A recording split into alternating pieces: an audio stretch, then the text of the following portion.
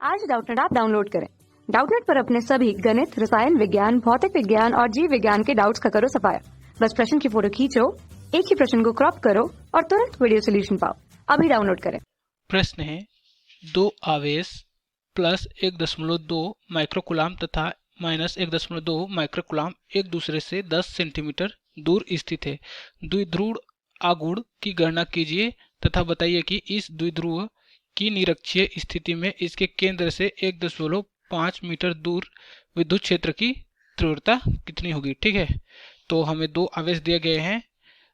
पहला है क्या है, प्लस 1.2 माइक्रोकुलाम तथा दूसरा आवेश है माइनस 1.2 माइक्रोकुलाम, जो एक दूसरे से कितनी दूर पर स्थित है, 10 सेंटीमीटर की दूरी पर स्थित है। तो हमें पहला क्या ज्ञात करना है, द्विध्रुव आघूर्ण की गणना करना है। ठीक है, तो सबसे पहले जान लेते हैं कि द्विध्रुव क्या होता है। क्या, तो मान लिया जाए Q प्लस Q और माइनस Q दो क्या है, समान और विजातीय आवेश है। क्या है, समान और विजातीय आवेश है। यदि ये अल्प दूरी पर स्थित हो तो इन्हें क्या कहते हैं, द्विध्रुव कहते हैं। क्या कहते हैं, वैद्युत द्विध्रुव कहते हैं। तो वैद्युत द्विध्रुव क्या होता है, दो समान और विजातीय आवेश यदि अल्प दूरी पर स्थित हो तो उन्हें उस निकाय को क्या कहते हैं, वैद्युत द्विध्रुव कहते हैं। ठीक है, तथा इनके बीच की दूरी है, मान लिया जाए वह है 2L। क्या है, 2L। ठीक है, और हमें प्रश्न में क्या पूछा गया है, द्विध्रुव आघूर्ण पूछा गया है। ठीक है, तो द्विध्रुव आघूर्ण को हम लोग स्मॉल p से प्रदर्शित करते हैं। किसे, स्मॉल p से प्रदर्शित करते हैं। तथा द्विध्रुव आघूर्ण होता है, वह होता है वैद्युत द्विध्रुव के किसी एक आवेश तथा उनके बीच की दूरी के गुणनफल को ही क्या कहते हैं, द्विध्रुव आघूर्ण कहते हैं। ठीक है, तो मान लीजिए इसका एक आवेश कितना है, इसका एक आवेश है प्लस Q। ठीक है, तो प्लस Q गुणित उनके बीच की दूरी कितना है, 2L, तो हो जाएगा 2L। ठीक है, तो यहाँ से द्विध्रुव आघूर्ण स्मॉल p बराबर हो जाएगा Q इंटू 2L। ठीक है, तो हमें प्रश्न में दो आवेश दिया गया है, कितना है, प्लस 1.2 माइक्रोकुलाम तथा माइनस 1.2 माइक्रोकुलाम। मान लिया जाए प्लस Q का मान है, यह है कितना है, 1.2 माइक्रोकुलाम। उसी प्रकार माइनस Q का मान है, यह है माइनस 1.2 माइक्रोकुलाम। ठीक है, तथा उनके बीच की दूरी कितना है, 10 सेंटीमीटर, यानी कि 2L का मान कितना दिया गया है, 2L बराबर दिया गया है 10 सेंटीमीटर। ठीक है, तो इसको मीटर में बदलेंगे तो कितना हो जाएगा, ये हो जाएगा 10 गुणित 10 की घात माइनस 2 मीटर। और इसे और क्या लिख सकते हैं, इसको लिख सकते हैं 1 गुणित 10 की घात माइनस 1 मीटर। ठीक है,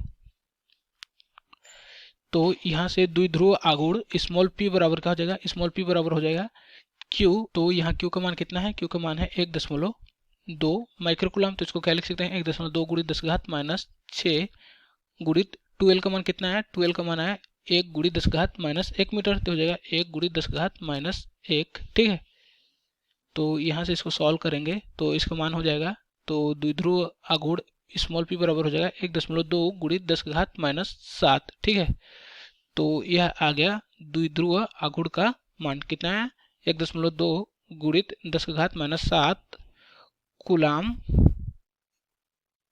मीटर। ठीक है, तथा हमें प्रश्न में और क्या पूछा गया है, प्रश्न में बोला गया है कि इस द्विध्रुव की निरक्षीय स्थिति में इसके केंद्र से 1.5 मीटर दूर विद्युत क्षेत्र की तीव्रता कितनी होगी। ठीक है, तो इसके लिए निरक्षीय स्थिति का एक चित्र बना लेते हैं।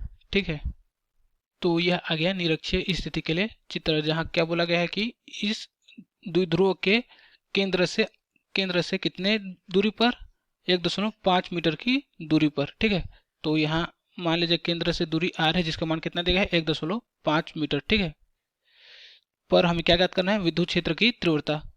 मान लीजिए इसके केंद्र से 1.5 मीटर की दूरी पर एक बिंदु R है, जिस पर हमें क्या ज्ञात करना है, विद्युत क्षेत्र की तीव्रता E का मान ज्ञात करना है। तो इसके लिए जो सूत्र होता है वह होता है E बराबर 1/4 पाई एप्सिलॉन नॉट इंटू होता है, ये होता है स्मॉल p, जो होता है द्विध्रुव आघूर्ण बट्टे होता है r का घात 3। ठीक है, r3।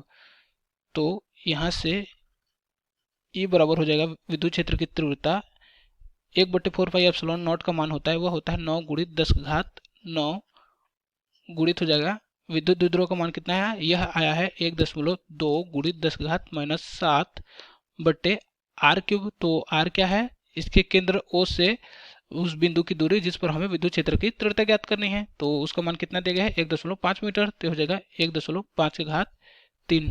ठीक है, तो यहाँ से इसको सॉल्व करेंगे तो ई का मान आएगा, वो हो जाएगा ई बराबर हो जाएगा, यह हो जाएगा 3.2 गुणित 10 का घात 2।